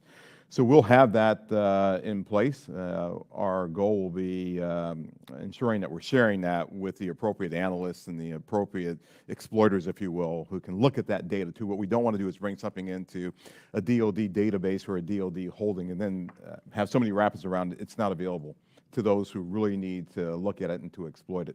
And that's one of the reasons we're establishing relationships with the Interagency, with the IC, and others to be able to do that, sir. But we will do our best to maintain positive control over the materials that we have within our holdings. Thank you. Chairman Schiff. Thank you, Mr. Chairman. Just going back to the 2021 report, under the category of UAP appear to demonstrate advanced technology, those 18 incidents in which some of the UAP appear to remain stationary, winds aloft, move against the wind, maneuver abruptly, or move at considerable speed without discernible means of propulsion. It goes on to say, in a small number of cases, military aircraft systems processed radio frequency energy associated with UAP sightings. I couldn't tell from that whether that small number of cases was a part of the subset of 18. That is, among the 18 which appeared to move with unusual pattern or flight characteristics, did some of those also emit radio frequency energy? I would have to check with our UAP task force on that. I believe, without getting into specifics that we can do in the closed session, at least some that we have detected RF emissions from were not behaving oddly otherwise. And the significance of measuring that radio frequency energy is what? That we suspect that this was some form of aircraft in which there were radio transmissions? The biggest thing that you're looking for there is any indication of an effort to jam whatever sensors that we may have looking at it. But I would also add to that radio frequency, as you know, Congressman, is used to control various platforms too. So the fact of emanations coming off of any platform, whether it be a UAV or another platform, could be radio frequency activity related to that entity transmitting out or something transmitting to that platform. And of course, we have a sensitivity with our airborne platforms of picking it up, which is one of the reasons that we try to prevent people from using their cell phones on airplanes and things like that. It's very sensitive to RF emanations. So that's a part of what we'll be looking at in the AIMSOG. What is this? Is this something that we can collect on, and can we start to characterize the signaling environment around the emanations that may be coming off of some of these UAPs? So that energy then that was recorded could be either an effort to jam, or it could be an effort to control a UAV,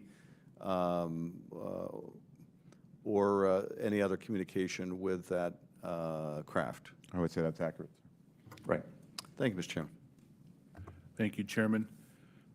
As the ODNI report makes clear, one possible explanation for UAPs is that we are detecting U.S. aircraft, either secret air programs or even test prototypes.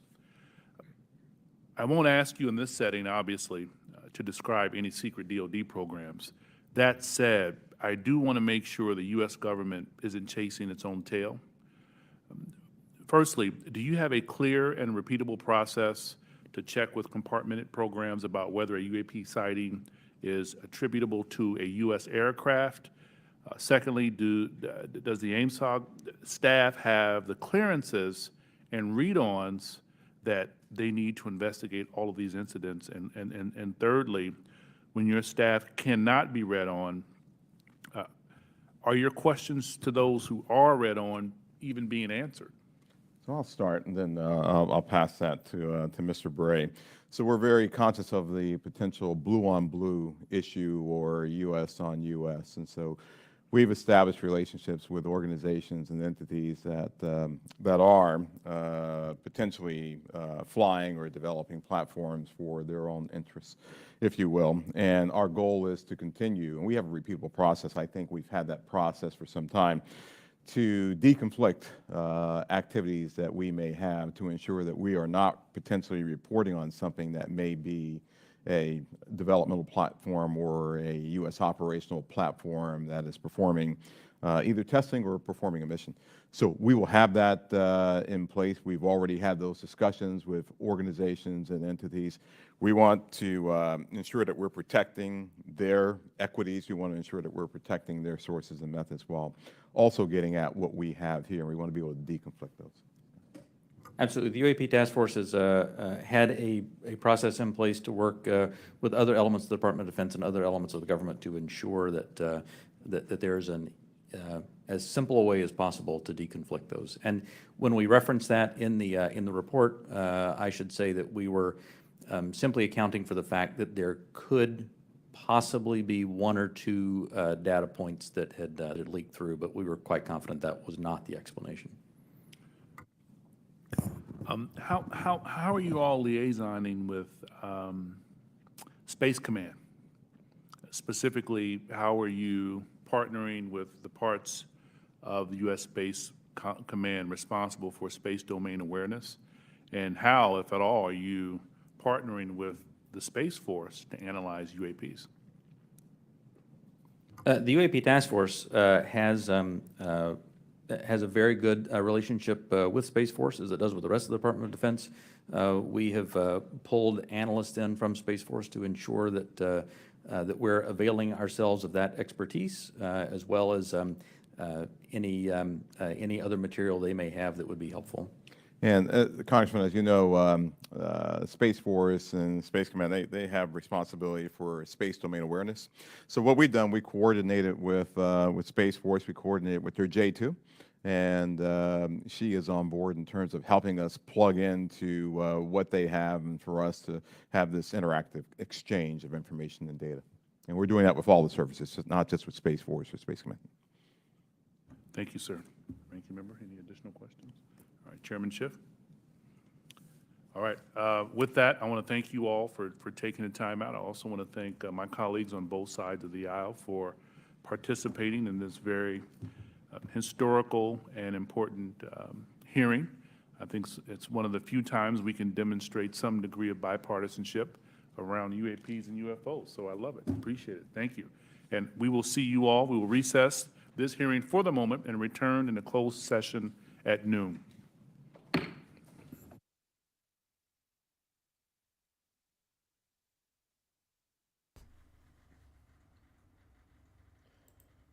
Wow. All right. Well, everybody, thank you so much for tuning in. I like Jennifer. She's saying the fuck kind of answers are these. Question: how do you coordinate with Space Force and Space Command? Answer: we coordinate with Space Force and Space Command. Ah! Yo, I feel you. Some of Man, it's clean AF in here. He meant clean and fresh. Some Who of the was that? answers hold on, let me drop this, Let me drop that straight. Okay, cool. Stop screen. Perfect. All right. If somebody comment, let me know if you can hear me good. I'll stay on and discuss this a little bit. What did everybody think of this open hearing? Comment below. My initial thought, I did like that they... I thought they did a good job of trying to get out in front and be like, look, we're trying to destigmatize this topic and come up with, methods to report the data so that we can analyze it. So I dig that point, because I think the only way we get more answers, dude, is if more people feel comfortable talking about it and not fearful that they're going to be labeled a nut job or something like that. Stephen Green thinks they're a bunch of amateurs. Fair enough, Stephen. Everybody's entitled to your opinion. Thanks, CJ, that you can hear me. CJ, he can hear me, but he's calling BS. Fair enough. Manticore, can you join on the live? All right, Manticore. Manticore, email me, tyler@docksidemedia.com, and I will send you a StreamYard link to jump in this. Bitcoin, Bitcoin BMW, you've been dropping some knowledge all morning here. I love your comments. So I have not heard about the Aurora, Texas crash. If you want to hop in the stream and hit us with that, that'd be dope. I'd like some more info on that. For those just tuning in, again, we just finished up the first open congressional hearing on UAP UFOs, I think in 50 years. So it is a monumental case or a monumental deal. What's Evan?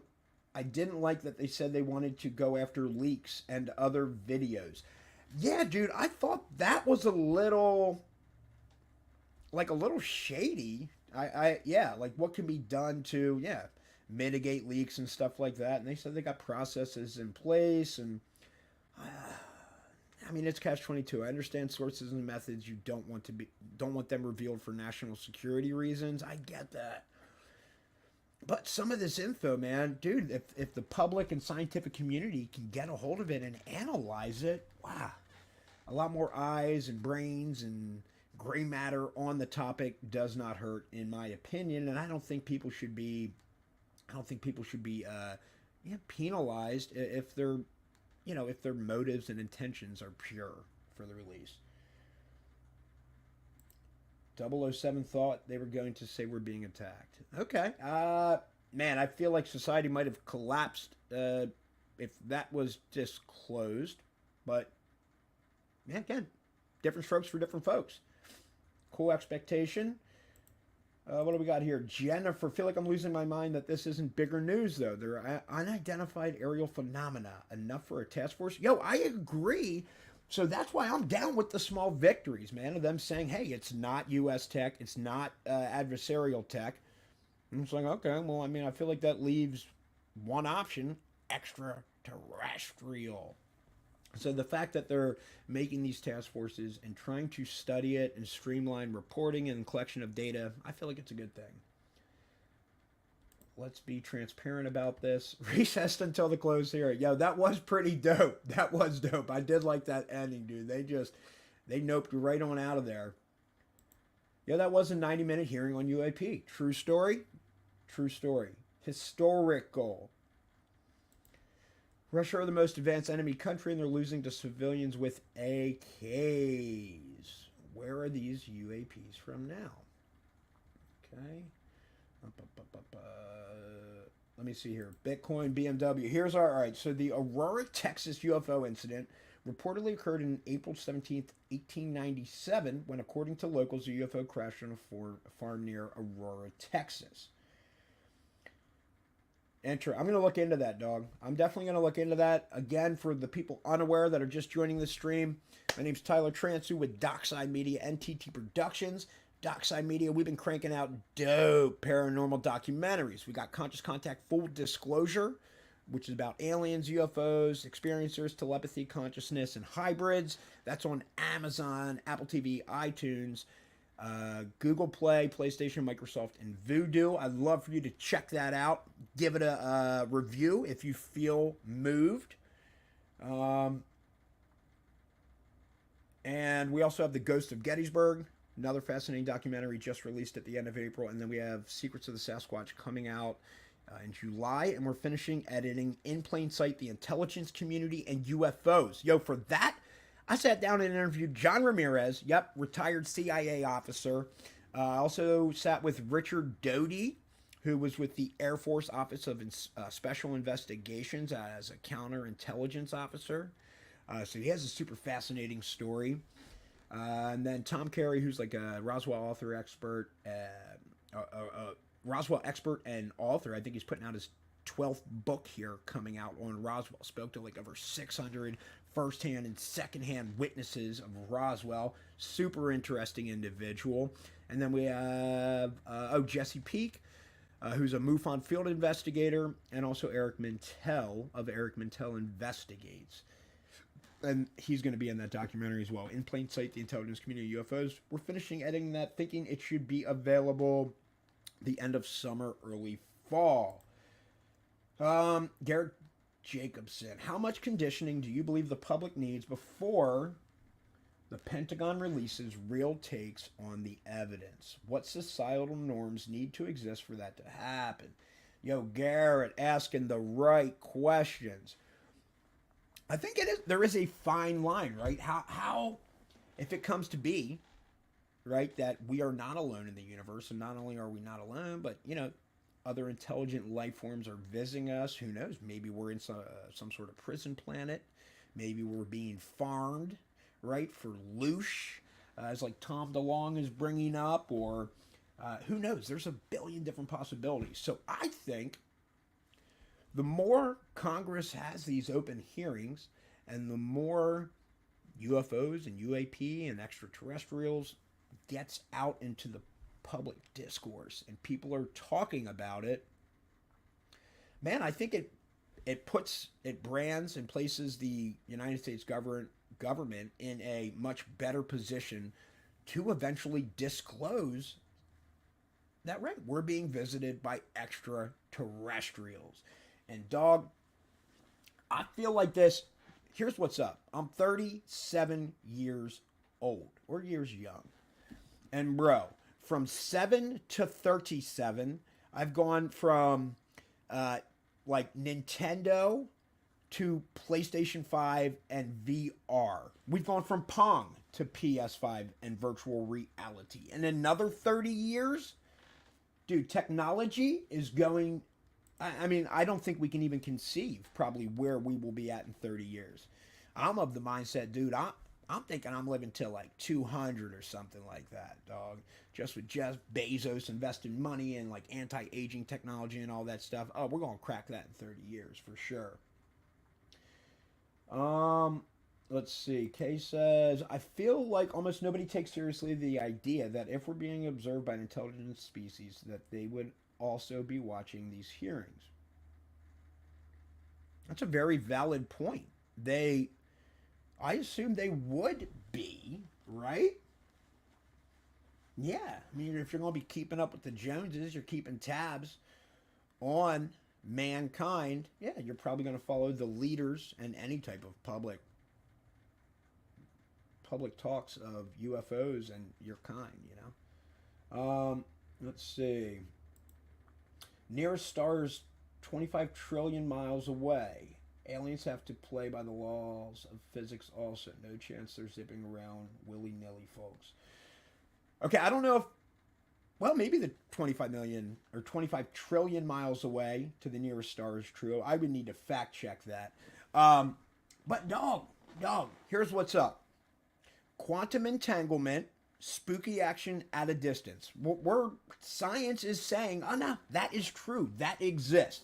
So, if I spin an electron clockwise here in my office, if I have the instrumentation wherever you're sitting watching this video right now, if I have that instrumentation there, it will simultaneously measure an electron right in front of you spinning counterclockwise. So what does that tell me? Well, somewhere there is something like a invisible wire or some means that is connecting all these places or all these points in space and time.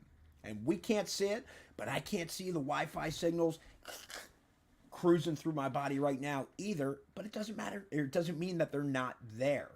So when you're saying, oh, dude, how do we travel 25 trillion miles if aliens are playing by the same physics? Well, dude, I think there's probably stuff that we haven't discovered. What is that link between those 2 points in space and time that cause electrons to spin opposite of each other simultaneously, faster than the speed of light?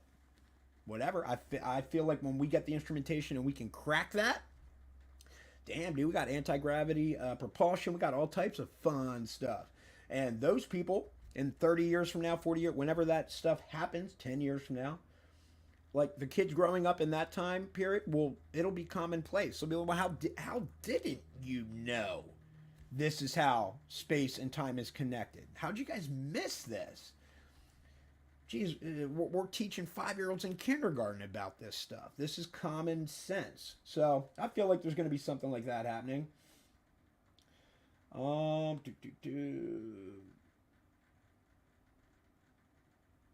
What's this say here? If you were on an ant farm, or if you were an ant in an ant farm, would you want to know?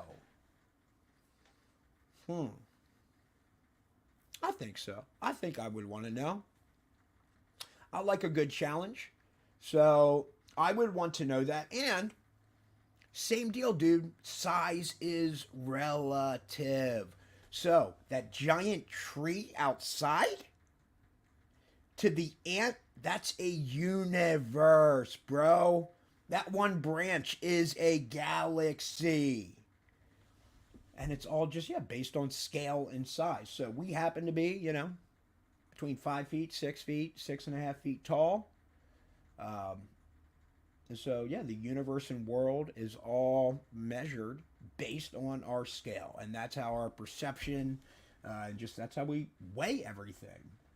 I don't know. I suppose an extraterrestrial on a different planet with different gravity and different length of days based on the rotation, etc., and different seasons and temperatures. I guess, man, we could probably have giant or like aliens that are 10,000 feet tall. I wouldn't put that out of the realm of possibilities.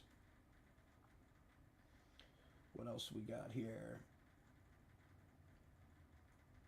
Yeah, I'm down with you, Mr. KP. Yeah, whoever is visiting us certainly has mastered gravity. Brandon K. Is the next part at 12 public? No, it is not. That's the classified portion, which really stinks. I don't know. Maybe we get some dope leaks from like the classified hearing. Doubtful. I feel like they seem to be the committee seemed to be playing it close to the chest. Like they wouldn't even talk about really if foreign tech. Oh, the question was asked basically, have foreign nations disclosed that they've been recording and monitoring, UAPs and UFOs? And like, they would say, we'll answer that in the private classified hearing. How to know that whether the blinking light moving in the night sky is of aeroplane passing by or a UFO. I saw one here in India, and there is no airport nearby my district. Yo, Pradam, thank you so much for tuning in. Yo, I love getting some viewers from India. Good question. I think, man, I'm not super up on it, but I'm pretty sure there's a bunch of different free apps that are showing air traffic around. You can find if there was anything crossing over your region at that time. Also, there's a bunch of different, I think, apps and sites you can check for Starlink. I know I was out on a camp out for the Secrets of the Sasquatch documentary, and we were filming just some dope footage, and like right after sunset, saw Starlink come up over the tree line, and had I not seen a YouTube video of that previously to know what it looks like, dude, I would have for sure thought we were being invaded by extraterrestrials, because my brain just could not compute, like, yo, how is there this like roller coaster string of lights across the sky, just tracking the entire, not from horizon to horizon, because the other crazy part is that after it gets like over top of me and is going towards the far horizon, maybe like 30 degrees up or whatever, it starts to go into the shadow of the Earth. Because these things like Starlink isn't really illuminated, right? It's the sunlight reflecting off it that makes it appear as if it's luminous.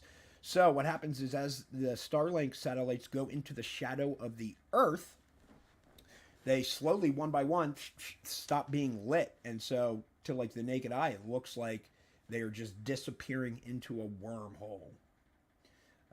So I know there's some explanations like that can account for it. If the light was blinking, I feel like there's like FAA regulations on how often the lights need to blink to help identify course and direction of aeroplanes. And so it's possible maybe you did see something like that, but I would counter that are UFOs and UAP not inclined to probably mimic like our use of anti-collision lights? Yeah, I assume that they would to help avoid detection.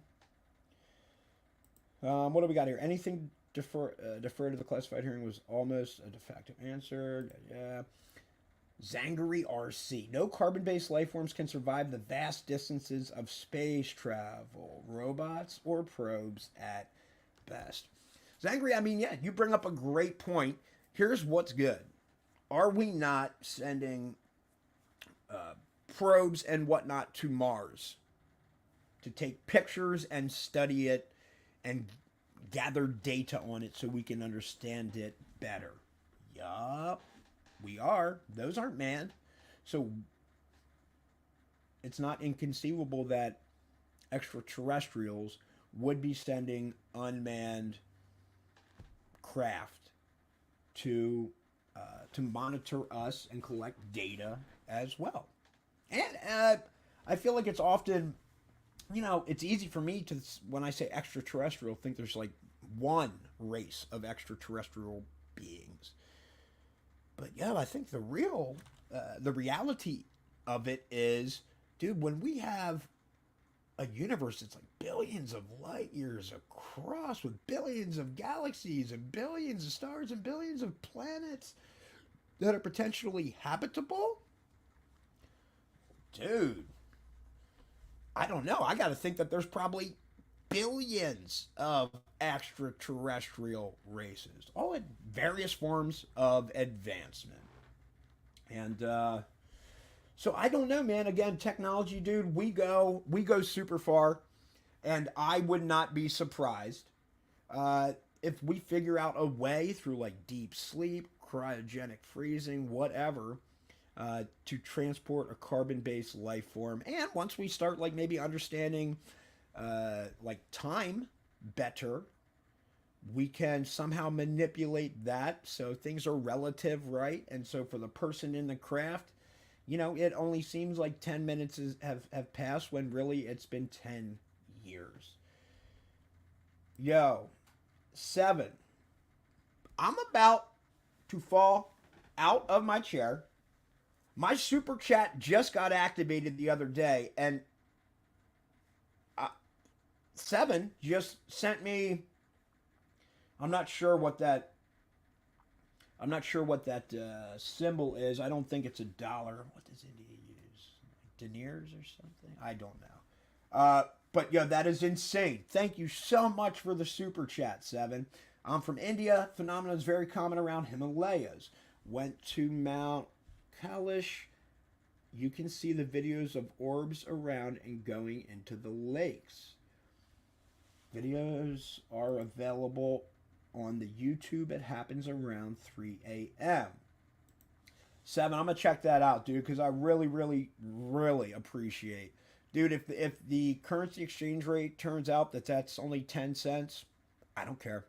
I'm still floored that you took the time to send me that 10 cents or 100 of whatever currency you're rocking, dude. That is like, melts my heart, man. That's why I keep doing this stuff. So, dog, send me an email, tyler@docksidemedia.com. 7, yeah. I'm going to send you something nice, dog, because like I said, that totally made my Tuesday that you sent that. Thank you so much. Let's see, 25,000 years at a quarter of speed of light to the next star over. I feel you's angry, but man, I don't know. We got stuff like Alcubierre Drive and whatnot, dude. Maybe we can harness those theories. Garrett saying, assuming some species could be more advanced, could they have hacked the biological constraints that we are held back by for deep space travel? Dude, absolutely. Absolutely. Dog, how far have we come? Do you understand? People, if they were talking about a device you could hold in your hand and communicate with everybody instantaneously around the world and have access to all the information in the world, if somebody would have been talking about that 100 years ago, maybe 70 years ago, they would have been labeled insane and thrown in an insane asylum. So, yeah, dude, where are we at 50, 70, 100 years from now? Man, we can't, I don't think we can even conceive it, bro. I think new thoughts, processes, ideas, divine intervention, intuition from extraterrestrials, whatever it may be, is going to lead us on this wild journey where we really start unlocking some cool stuff that helps make our lives much, much better. It was BJ. It was pathetic. They couldn't show the UFO in the video properly. Made them look like they were unprepared and unintelligent. Remove Scott Bray immediately. This count just embarrassed the country. Yo, BJ, that was pretty wild. I did note they were using VLC media player. So there you go. The government is using open source media players like VLC. I did notice that. But the fact that, yeah, they couldn't go frame by frame to like stop that video of the UFO outside the airliner window.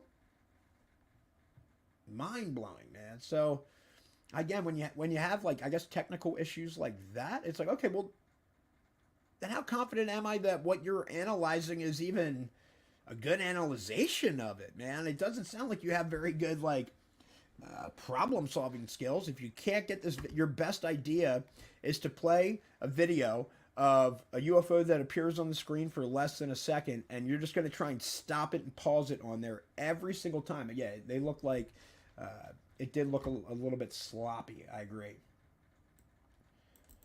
What's up? Dude, if you plan to live 200 years, plan to become a billionaire. That's the club that will be allowed to live among the elite world order. Flying Boxer Ranch, dog. I'm going to 100. I'm going to 200 years. That's how at least. All right, that's the low end of what I was shooting for. And yeah, as far as the billionaire, dude, I'm spinning that in my head. That's where I'm heading. I'm trying to get $1 billion. I'm trying to get $100 billion. I'm trying to get $1 trillion. Here's what's up. The universe does not know it's even possible unless I voice it and think it, man, and really believe it. So, cool. I'm believing I'm living for 200 years, and I'm going to be a billionaire so I can enjoy the elite world order that Flying Boxer Ranch is talking about here.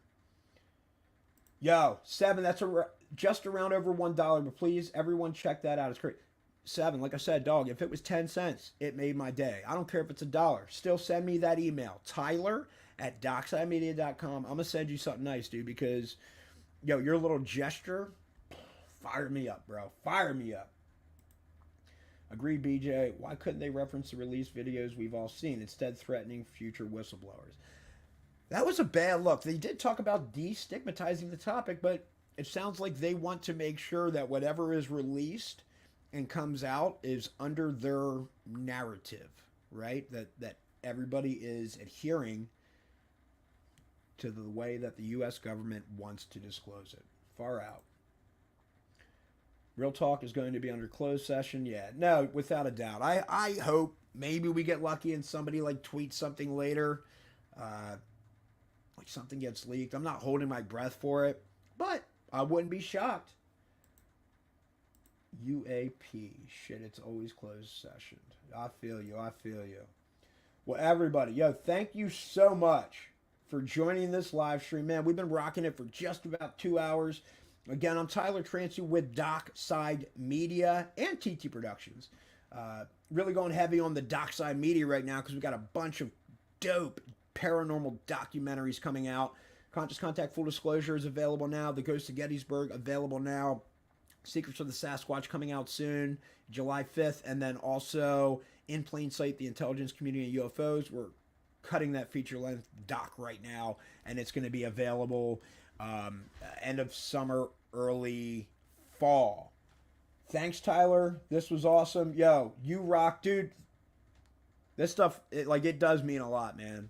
The people that have engaged, the people that sent the super chat money, the likes, the followers, the subscribers, dude, it fires me up to just keep going, to keep digging, to keep having fun and keep enjoying life, man. I hope everybody else does the same.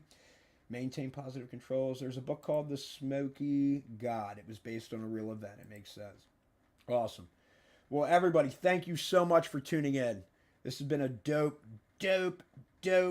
episode of the live congressional hearing for the House Intelligence Community, House Intelligence Committee, C3 subcommittee on UAP. First time in 50 years, man. So this has been a historical event. Thank you so much for being in here and watching. Yo, CJ, shameless plug, the Unbelievers podcast is a great paranormal podcast. Yep, I'm reaching out to them and going to discuss conscious contact, full disclosure with them. We're going to have a blast. So thank you, everybody, so much for tuning in. You have a great rest of the day. Until next time, keep on keeping on.